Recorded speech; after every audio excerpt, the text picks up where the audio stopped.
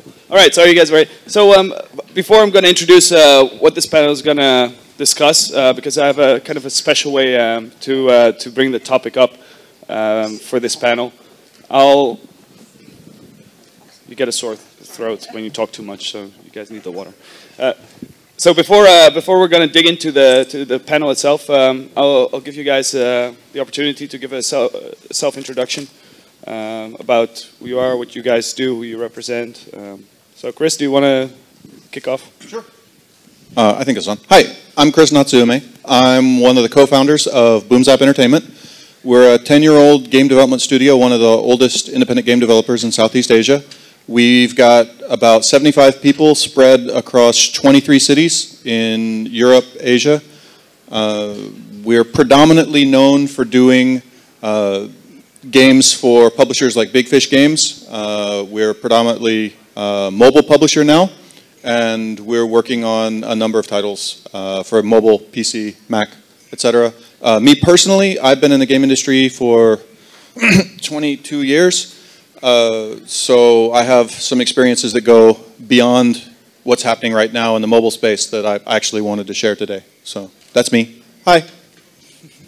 Thanks, Chris. Steven. Great. Hi, I'm Steven from 6 Waves. 6 Waves is, I would say, the #1 independent publisher of social free-to-play games on Facebook. So we work very closely with Facebook since 2008. More recently, we are now publishing mobile games and focused on other parts of Asia, for example, Hong Kong, Taiwan, and Japan, where we have local presence. So we have the top grossing game in Hong Kong right now. If you're a developer, we'd love to take a look at your games. We also develop our own games, so we're also looking for partners here in Southeast Asia. Thanks. Thanks, Steven. Rico. Hi, I'm Rico. Work for a company called Fiksu. We're about 300 people across the world, based out of Boston. I'm based in Singapore. We run mainly user acquisition, retargeting campaigns for mobile apps. About 50% of them are games. So the last year, 80% of the top grossing games in the US were our clients. We have very strong ties, well, very strong focus on iOS, but the longer the more, we also work with a lot of Android apps, which is usually more predominant in Asia. Thanks, Rico. Addison. Hi, my name is Addison. I come from Singapore. In 2007, I set up Cherry Credits. Before that, I was the CEO for Asia South, Singapore, and Malaysia. After which, 2007 Cherry Credits, we focus primarily on mobile, on micropayments, prepaid cards distribution. In year 2010, it got acquired by Shanda 100%. I have remained here for about 5 to 6 years already. So we are now publishing games like Dragon Nest, SD Gundam, Avatar Stars, that's PC games, and we have ventured into mobile games as well. We have Million Alter, Coin Hunter, etc. So we are looking for games, and we're looking for content providers as well. Yeah, thank you. Thanks, guys. Chris and I sometimes have little conversations on Facebook. So we're thinking about like, what are we going to name this panel? As a conference organizer, you have to come up with the topics for these panels, and sometimes you just run out of inspiration just talking to Chris, and he goes like, just keep it simple. It's like, where's the money in games? So that's what we named the panel. This is a very relevant question, right? Like, where is the money in games? And then we made it even better. We came up with a fun way to introduce this topic, and this is your cue, Maestro. All right, are you ready? Take out your phones, start taking pictures. This is funny. It's not funny if it doesn't play. So you might as well know everything. Shut up!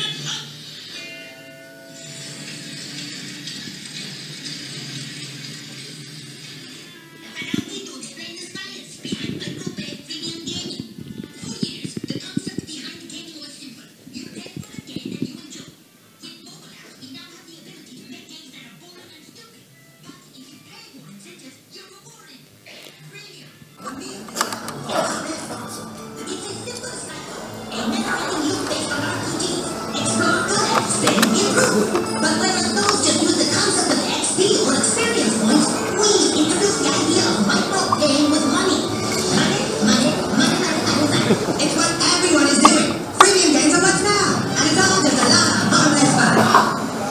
And so in conclusion, the successful freemium game is based on 5 principles. Entice the player with a simple game loop. Use lots of flashing chickens and comments to make the player feel good about themselves.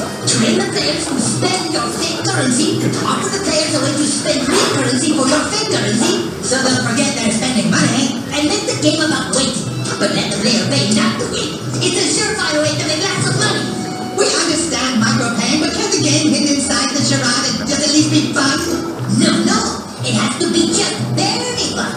If the game were too fun, then there would be no reason to micropay in order to make it more fun. What's this? Your checks, of course, for 10 million American dollars each. So this is, everyone is doing this? Everyone is doing it. It's just the way things are going. It's the way things are going. But I guess if everyone's just paying 40 cents at a time, it can't be that bad. Alright, so I didn't hear that much. That's funny. I think this is hilarious. And it's very... I think it's sad and painful. We all know that South Park is always over the top and they exaggerate things. But I do think what South Park does very well is bring things that are actually being discussed in different types of social circles, and they actually bring that to their series, and I think that's very fun. And Chris thinks this is very sad. But so I'm going to ask all of you, so what do you think of this? What are your comments on this? Because there's an acquisition. Well, I think there's a lot of truth in this video on so many levels. I think it's really on the point on why everybody is doing this. I think more on the why. Honestly, I see one major flaw in their suit or train of thought. It's that the game doesn't have to be fun for free. I think one major reason why people convert into a paying user is because they get addicted or hooked up into a very fun or interesting gameplay, and that timing or for other reasons they really want to pay to continue to play. So I think the main flaw in their thought is that a game shouldn't be fun for free. Yeah. Well, I do encounter games that is not fun, like Flappy Bird. It's free, it's not fun, but everybody's playing it. So yeah, I mean that's just a counteract. But I mean most of the game they are freemiums. They have this juncture. But I want to ask the audience a question: how many people here play mobile games but never pay money before? Never pay. Anyone? Right, good. That's quite a number. I think it's about 20 to 30%, right? Doesn't count if you pay with cherry credits. And we're in the gaming industry, and so even gaming professionals are not paying. Yeah. Actually, why I ask these questions is because personally I don't pay as well. Yeah, not that I don't want to pay, but it's my job not to pay. The reason is because I have a staff, I have an employee. Her task is to pay a lot. Her task is to make sure she pay and she get the enjoyment, right? And my task is to test the game that how far can it bring me? Is this really a good game? So we realized that in our company we have 2 leagues. One is a fraction of people who doesn't pay, and you still can enjoy the game as far as possible. And the other faction is those who pay, and they must be guaranteed the entertainment value, right? So we have these two opposite sides, but we must make sure that this game is what we want, and the user actually enjoy it. So I actually wondered, one thing that I noticed is I have paid for free-to-play games and I have not paid for free-to-play games. The difference for me is, like, how do I feel the morning after? Like, do I feel after I paid for the game happy? Do I feel like that money was well spent? Do I feel satisfied? And the big difference for me for what's going on in the game industry, and I think we've been in free-to-play long enough now that it's become mature and people they're into this scam, right? This was funny on South Park because everybody knew that the scam was there. right? We all understood that this was like this. So the question is, do I wake up the morning after I spent my money on this game and feel like I was the joke in the South Park episode, or do I feel like, oh, I really got my money's worth? That was worthwhile. That's very easy to measure. That's very easy to measure, right? It's just a cup of beer. So It's just a glass of beer. That actually comes from my friend. I mean, my players and my friends. They say, oh, you know what? Tonight I'm just going to quit drinking. And because I have this money that I saved from the drink, right? I'm just going to throw it on the mobile game.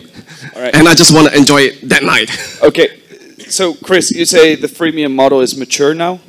So it's been around for a while, but is it mature? Do you think in its current form it's mature? I think the big mistake that we make in the industry is we say, is your game free to play, right?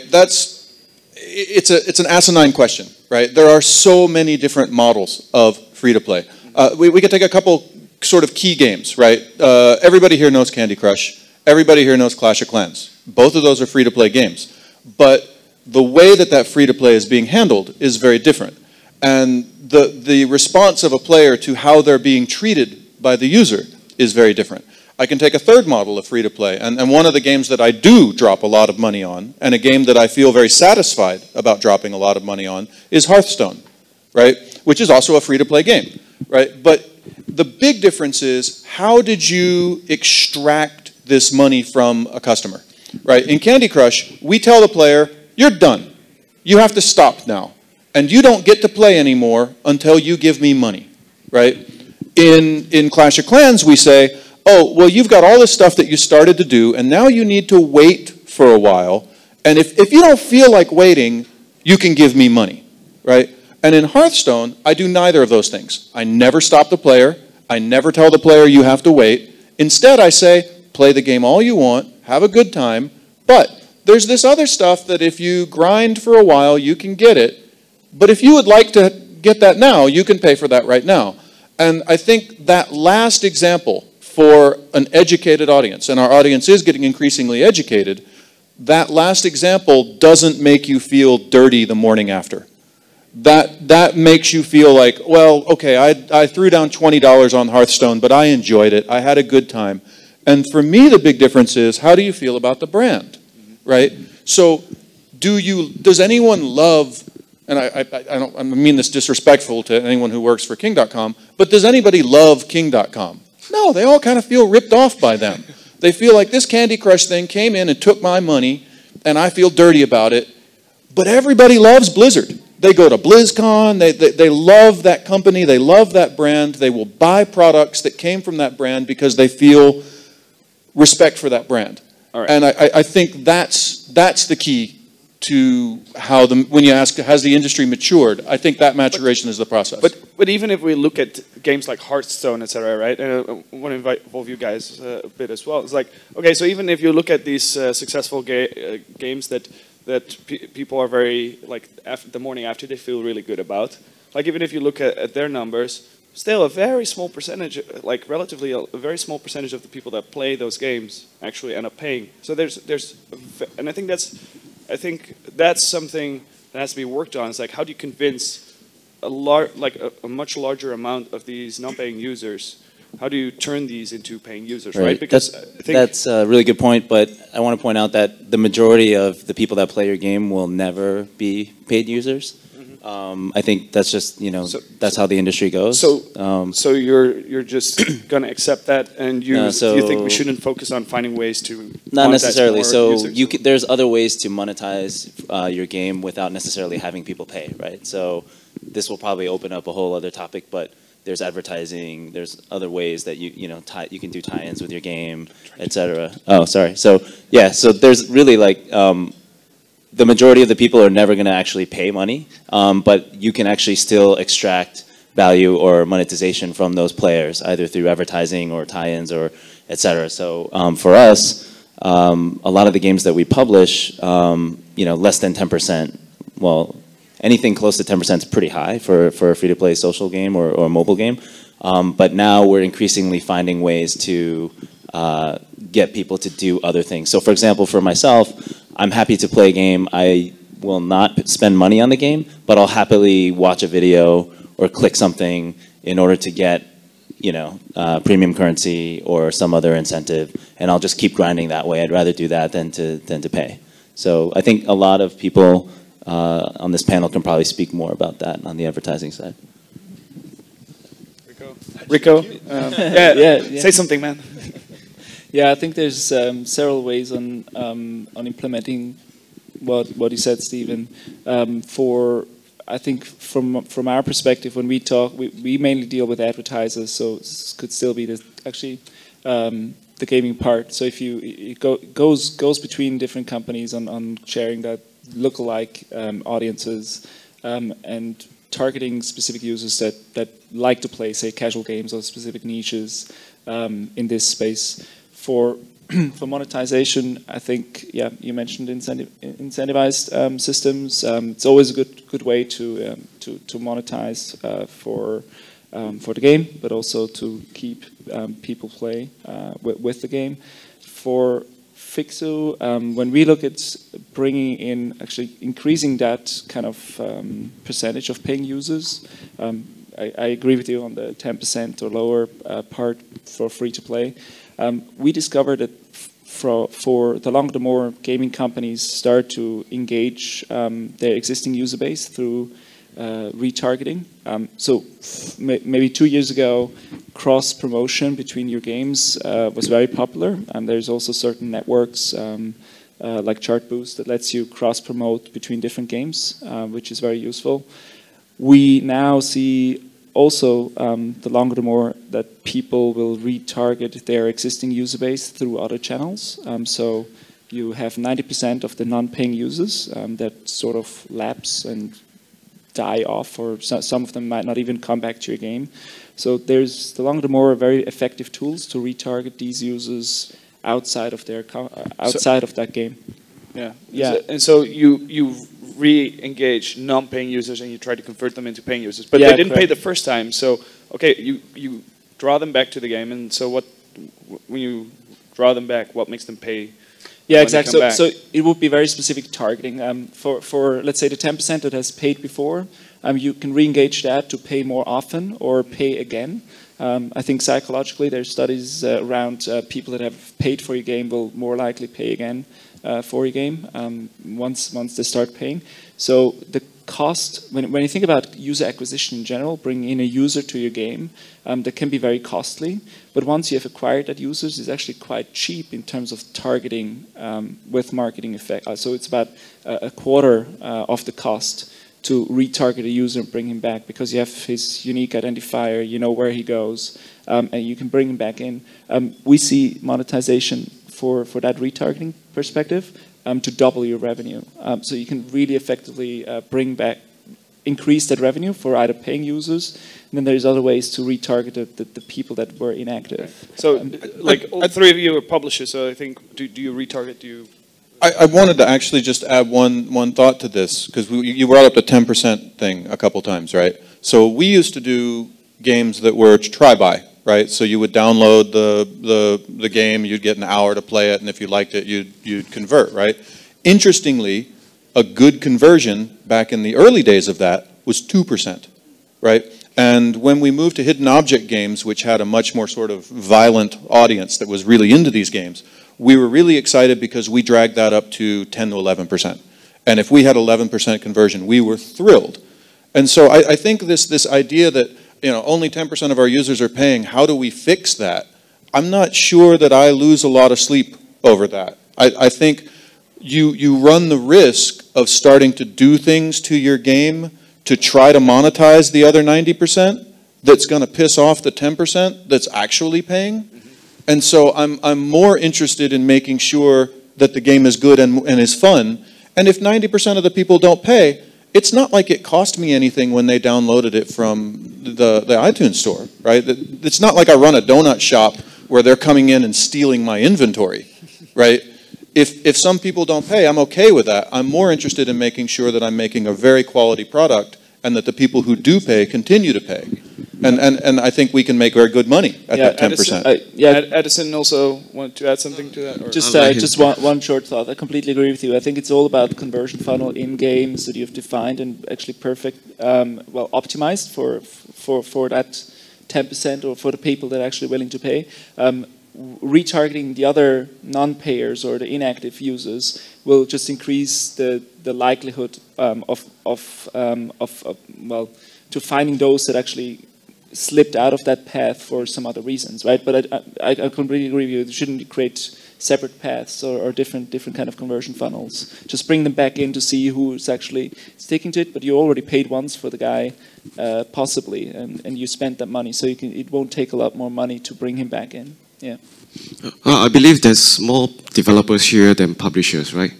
So I just want to. We can ask Julia. How many developers here? Okay, so Only one? Who considers himself a small or let's say like a medium-sized developer? Indie, studio, doesn't matter. No developers here? What? Where are the developers? It's just Come me on, and raise Jan. your hands. Okay. Come on. All right. It's just like about 10%. 15%. What do the rest of you do? Publishers? Any publishers? Publishers, raise your hands. Publishers, raise your hands. That's like 3%. Okay. No, I saw more hands. Everyone else is gamers. Wait. Who here works for some variety of ad network? And that's 1%. Okay. Marketing. Who here just really doesn't like to raise your hand at these sort of questions? Okay. The reason why I asked, I think 15% is the most, right, so far. Developers, right?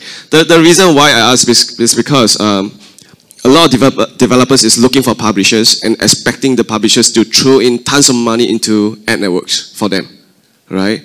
But in actual facts, we don't do it that way.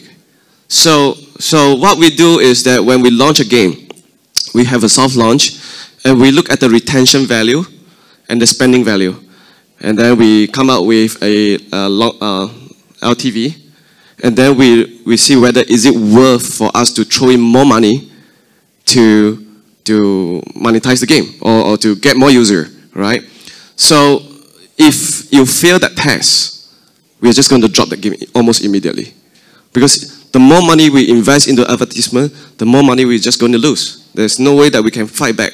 So we will ask the developer to make changes, or else we can only drop the game. So the quality of the game, like what Chris has mentioned earlier, is very important. Advertisement is an avenue for you to fight fire.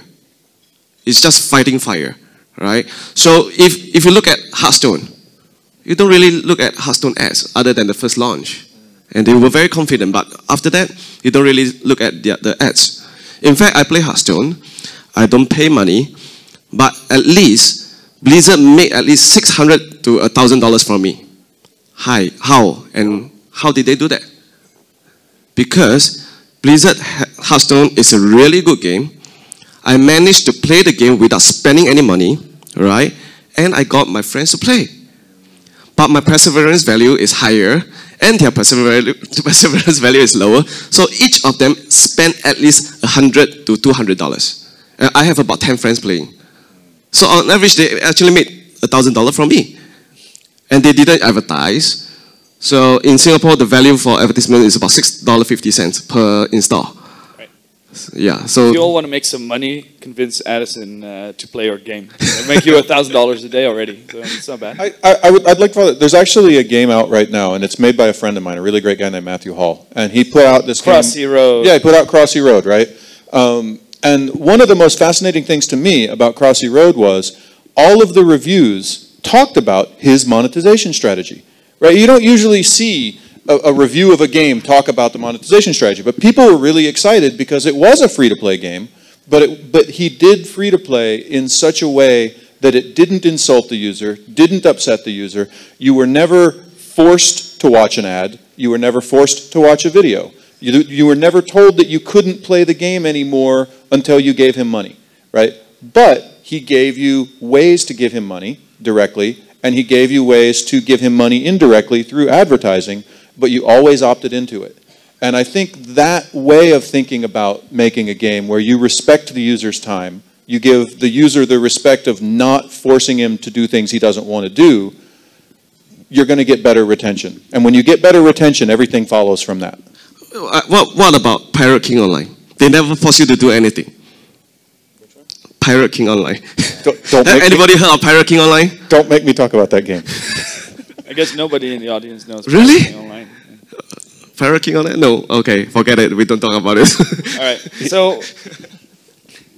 So that's very interesting, right? Like you feel like you have to give them users. So there is exactly like it's a good example, Crossy Road, I think, to throw in my what do you call it? Say that? How do you say that? Penny? My 2 cents. To throw in my 2 cents is right. It's like, and I want to ask you what you think about that. Is that there's some games right now that they don't even say like, okay.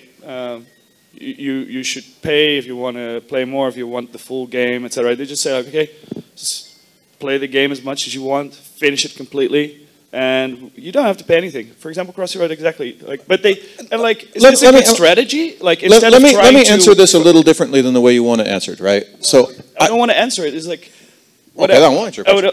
I don't want to answer it. It's like, okay, so are you guys so focused on? Are you guys really focused on, do you think a lot about like, how do I incentivize them enough to spend some money or watch advertisements or? Look, I've been making games for 22 years and I have been through this before where everybody said, you're never going to get to sell games the same way again, there's a new model, right? You remember when World of Warcraft came out and everything was going to be subscription? Remember that? The world has changed and from here on out, nobody will sell games unless they sell a subscription. That's the only way to sell games. And then, what was it, 10 years ago?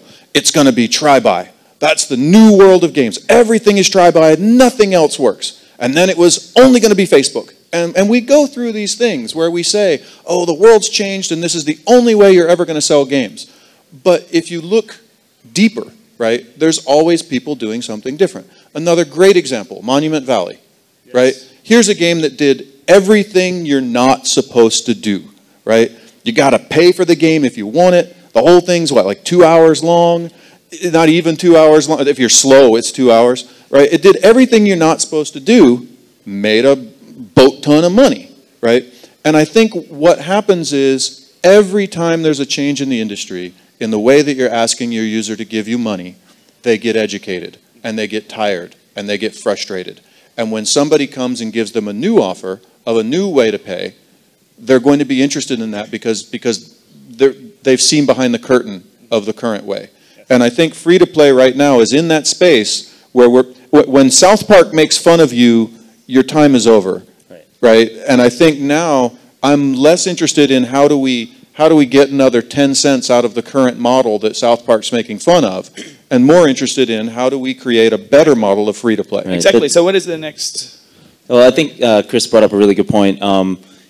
It's really a bad mentality to try to have a game and then think about how you can slap on monetization on top of that. That's really not kind of the way to be thinking about things. As a developer, I'd say the first thing you want to do is focus on, as these guys pointed out, retention is number one. So as long as you can get people hooked on your game and they're coming back and playing it on a regular basis, there are ways to kind of, figure out how to, extract value from those players. So for us, if we put a game out and the retention is not there at all, or that's the first thing we'll ask developers that want to publish with us is, what can you share some of your retention stats? And I think first and foremost, when you're testing games, before you even launch it, if you guys are developing stuff and showing it to your friends or showing it to guys outside the office, just get them to share honest feedback with you and say, hey, how'd you like my game? Did you play it more than 10 minutes? And if you're onto, if you're getting good feedback, then you're onto something, and then I think you can kind of build from there. But just to say, oh, we're going to throw in these kind of tactics because we saw it in the other games, that's not really the right way to do things. Yeah. Sorry, go ahead. No, go ahead. If you finish. No. So I'd say for developers in the house, definitely don't necessarily worry about the monetization aspect right now, because as Chris said, there's people that always go against the grain. There's different models out there. If your game is really quality, you're going to get a lot of help. So, Monument Valley is super high quality. Crossy Road's very well done. Those games get featured. They get love. There are platforms and channels to get your games in front of a lot of players. And with a huge mass, you're going to be just fine. So, gameplay is the most important factor, right? So, if we can get the right gameplay, right retention value. And especially if you look at Clash of Clans, after 9 months of maturity, then they actually put in lots of investment. So if you really want your game to be out there, gameplay and retention, make sure it's on the top 10 to 20 on the chart without actually spending much of an ad value. And you want to make sure that you want that big growth, then you spend like hundreds of thousands or even millions of dollars just to push up the ranking worldwide, and then you are on the top chart, right? So just focus on gameplay, then focus on the monetization. Yeah, if I can add on to that, I mean, the publishers here speaking to you mainly for the early phase of game's life. If you go, but it doesn't really change afterwards, right? I think the trial and A/B testing turns then afterwards into a data analytics play, making sure that the changes and everything that is implemented later is actually turning out at a scale where you drive, well, as soon as you start to invest money also into paid advertising to drive users, it comes down to not wasting money for users that are not in your niche or not targeted. And so for the monetization part of that, it means if you drive users to your app, make sure that you're spending money mostly for those that will then afterwards use the game you want it to be used. So if retention follows, then in theory that should also monetize. If the gameplay forces you to pay, as a conclusion that would work out as well. But yeah, let's stick to the South Park flaw that your game should actually be good before you can think about monetization. I think the South Park video has a bit of like outdated because it's talking about energy, right? So I think energy monetization is kind of a pass. It went into collector's pack, and then now maybe to something else, right? But I think that was the energy period of time. I think I'll share a really negative experience that we had. We had a brand called Awakening. It was very, very popular try-buy game. Very, very popular. One of the top hidden object games in the genre. And we made a free-to-play version of that.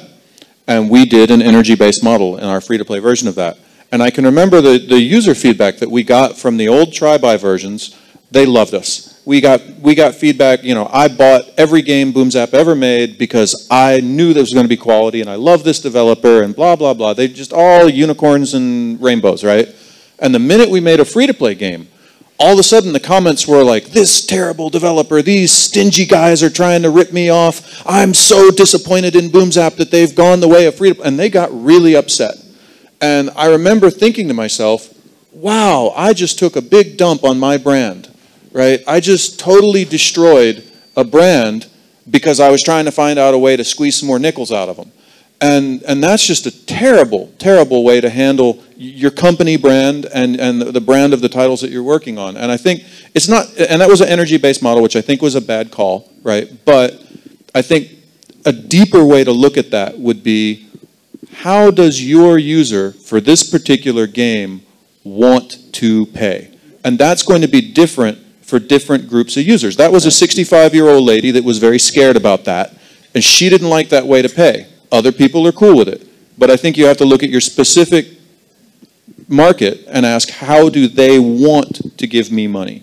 Right, exactly. And along with that, not only the user, but what type of game do you have, right? So if you're doing let's say a slots game or whatever, there's a lot of opportunities around advertising and that kind of thing. So we have some slots games, and you know, the land-based casino operators, the big kind of other slots developers are paying tons of money, and it's like almost doubling the income from in-app purchases. But if you're talking about like a much more casual game or hidden object game, we published a hidden object game called Mystery Manor, which was very popular. And energy, we found right off the bat, wasn't always the way to go. There was a lot of stuff like, you know, power-ups or when we added a collection element to the game. So when you complete a scene, you get some pieces of the collection. We found that made the game a lot more, retain a lot better. So people would play even more. And then that drives up the ARPU of the game as well. Just to add on as well, if free to play was actually the sole solution, I think Apple would have dropped the paid section of apps, right? So it's really about the audience that you're addressing. To your point, I think it's good to have free to play games as well. I mean, a little bit the opposite, but I think the mobile gaming space has grown so much thanks to that. I mean, it's the enablement of everybody using a smartphone device, but also to be able to experience those games. If we were in a paid world, I mean, let me know what you think about it. But if we were still in a paid only kind of gaming world, there might be just less adoption. So people that would never have paid for a game will never pay for that game. Don't misunderstand me. I'm not saying that free to play is bad. No. I'm saying A, there's a lot of different kinds of free to play. Yep. And B, you have to look at the audience and ask how do they want to pay? And some of them are perfectly happy to pay for energy-based games. Candy Crush makes a ton of money today, right? There are people out there happy as can be to pay for Candy Crush under an energy-based model. God help them, right? So yeah, there's certainly a place for that. But my point is you need to look at the specific audience you're trying to sell to. I'll give you another great example. The game I play the most, my favorite game, is Crusader Kings. I love Crusader Kings 2, right? And they do downloadable content, right? And for that user, a hardcore simulation game user, you're never going to get him to pay for an energy-based model. He's going to be offended by that. He's going to hate it. He's going to dump your game. Yep. All right. But you can get him to pay for downloadable content, which is kind of like free-to-play, but a little bit different. I agree. Yeah, So- I think free to play in general is just can be understood in different ways. First of all, if you look from an advertising perspective, offering something for free brings down the first step, and conversion is so much better than if you offer a paid game. But at the same time, as you said, people have the impression that you squeeze something out of them.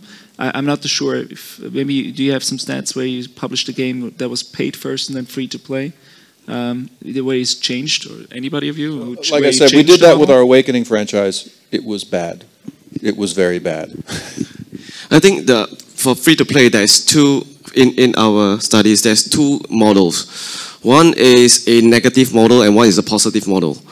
Negative model meaning to say energy. I penalize you for waiting, right? If you want, you wait. If not, then you pay. That's a negative model. Positive model is something like you have a bag that can contain 10 items, but I drop 100 items. But you can only take 10 items, right? So if you can choose the 10 items to receive. But if you want to receive more, just buy another bag for about 99 cents for 20 items. Then you can get more items. It feels better rather than, oh, I can't play the game now, I have to wait. Yeah. So positive.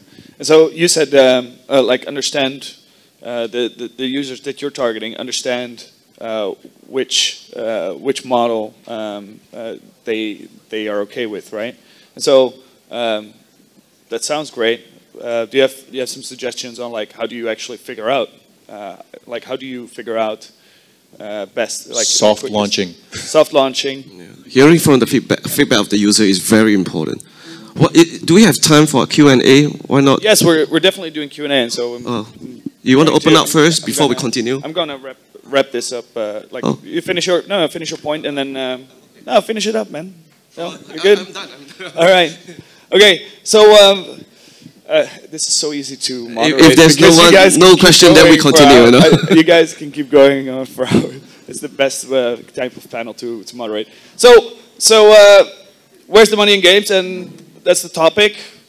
There's 4 guys sitting here, and they can answer your question. So who has a question?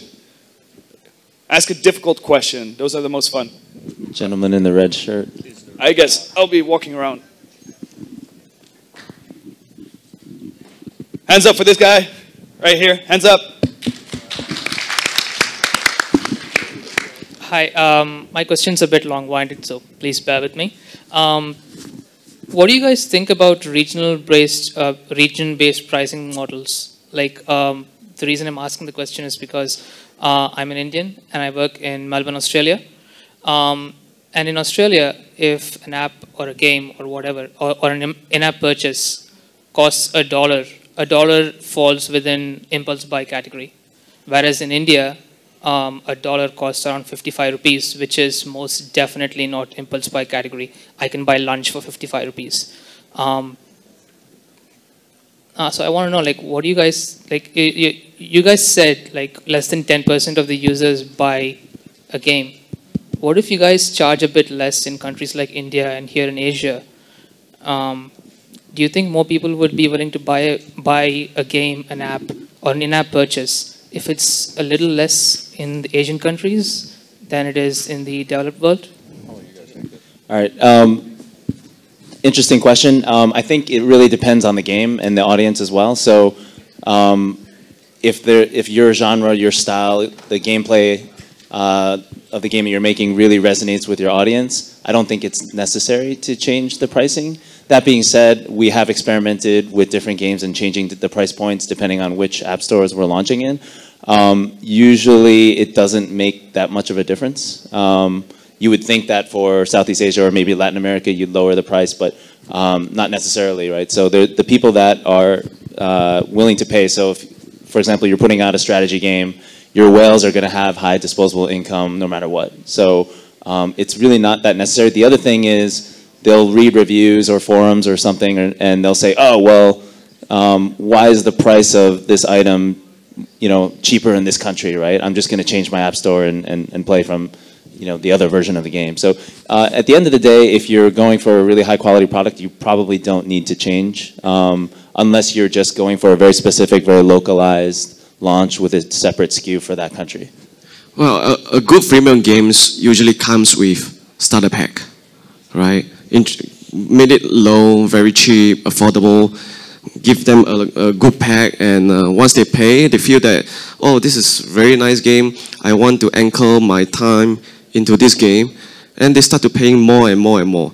But you cannot, the more it means that there are certain items that is really worth, and you cannot devalue that item just because you want to give affordability to the market, right? So you still have to maintain and make sure that the player gets the value. In China, there's this big problem, is that, oh, I have nothing to spend. I have the money, but you never give me good things to spend. That's what's happening in China. Wow, why? Because the rich is super rich. The poor is just, okay, they don't really pay. As long as they can survive in the game, it's all right. But the super rich will say that, give me something to buy that I can give my clan's member, right? If I feed them, oh, they are all right. Okay, what else? What else is there for me to spend? There's nothing for me to spend? Oh, then I cannot show that I'm the most powerful guy in the game. So why should I stay in your game? I switch to the next game. The next game, they go, your game flop immediately. So affordability is, yes, for the general starter pack, but you still need really deep and heavy item for the rich. It's an interesting point. I've never thought of that. Yeah. I want to go back quickly to Stephen's point in terms of pricing regionally. When it comes down to user acquisition, it's really very much based on how the region monetizes, which means it will be a lot cheaper to acquire users in India than it will be in the US, and it's purely because of monetization. So advertisers are willing to spend more money per install in the US because people will pay more. Let's say Australia versus India, right? So I would agree with Stephen that if you're confident about the quality, then you don't need to change the price point because you'll be able to get 5 times more users at the same cost in India, out of which more will be. The ROI should be similar, just because of that demand supply game. Thanks, guys. A good question anyway. Thank you. All right, anybody else? Does anybody have a question for these guys? Anybody knows how to monetize their games best and how to get money? Everybody knows how to make money? How about general game or industry related questions? It doesn't necessarily have to be monetization. I think we've already established that nobody in this room wants to raise their hand. I think we sorted that out earlier. Anyone else? Okay, good. Over there. Thank you, Supecha. Can you introduce yourself? Hi there, Wendrell from B7, a subsidiary of Outfit 7, doing Talking Tom. I have a question for you. What's good retention for a game? What do you call good retention? What is good retention? In terms of percentage? Yes. Okay, I would say I can take Depends it. on the type of game, I guess. It really depends on the type of game. For us, the game that we that's #1 top grossing in Hong Kong right now, Age of Three Kingdoms, we're seeing unbelievably high retention. Our day 30 is well over 20%, which I think is like probably double what we would ideally like to have for the industry. I think there's going to be different benchmarks, but we look at day 1, day 2, day 7, 14, 30. I'd say day 30, if you're around like 10%, that's pretty good. But again, it also depends on the genre of game. Day 1 is about 60%, 60, day 1, yeah. This number, I'm going to kind of, if you're going to go home and weep to yourself that you don't have 20% day 30 retention, relax, it's going to be okay. That's unreal, right? I would say, I'm very interested in day 7, right? And if you have a day 7 under 30, I think you get worried. I think that's a more realistic number. If you've got 20% on day 30, spend every dime you have on buying users for that game. Oh my God, you're going to make money. Well, actually, the retention value and the ARP, the average revenue per user, actually matters as well. Because if you are a big whaling game, meaning this game you maybe monetize about $100 per user, so your retention value can drop by half. It's okay, right? But if your ARPU is so small, then your retention value must triple the norms, right? But in general, I think if you've got less than 30% of your users interested in playing after a week, I think your game's got some issues that you're going to have to resolve. I would be concerned about that. And I think your number of D1 being 60% is also very realistic. Yeah, 60% is good for D1. And there's another value. It's called the virality value. So how many users will spread this to another user? That value is very important as well. All right. It might not help in terms of retention because although I say this is a good game, I tell my friend, but both of us only have a retention value of like 5%. So we'll both leave the game. But that will allow you to last the game maybe for 6 months. Okay. Rico, I'll let you wrap this question up because if I go over time again, I have to do push-ups on stage. I don't want to. So we want to see. Who wants to see him do push-ups? Let's take more time. So please wrap it up. I was about to ask him. Do you also measure retention on those viral coefficient? How many? If somebody shares with friends, do you also look at how that retention works out? Yeah, of course. I mean, well, if you work with Facebook, that's one good way, right? I mean, for spreading. Other than that, you can, there's many avenues for you to do the virality part. Giving them rewards and stuff. Referral programs, events. But by that value, I mean, it only help you to reduce the demands of the other values, right? It doesn't mean that there's a fixed value. All the values in mobile publishing is actually very flexible. As long as the other value is up, you can lower the risk of the other values. I just want to add before, so I can make him do push-ups. If we're talking about virality, I would be careful in adding stuff that like somebody tells you, oh, if you put this in your game, it's going to make it viral, right? And suddenly you're spamming the user with stuff that doesn't work in your game, but you put it there because you were told to do it. You need to make sure that everything that you're doing in your game, you're putting it there because it increases the value of the experience to the user. So if you're putting something in there where you're talking to your friends or spreading the game, and that actually makes it more fun for everyone involved, that's good. If you're doing it just because somebody told you that's going to get your statistics up, and now you're spamming your users, that's actually going to be a negative in the long run. A good way is like a game called Pokopang. I don't know if it's launched in Thailand, but Pokopang allows you to challenge your own friend, not with the world ranking, but your own friends. So if you want to challenge your own friends, you refer them this game. It makes sense, right? It makes sense. Yeah. All right, guys, thank you. Am I on time? Yes. All right, guys, give a hands up for these guys. Thank you so much.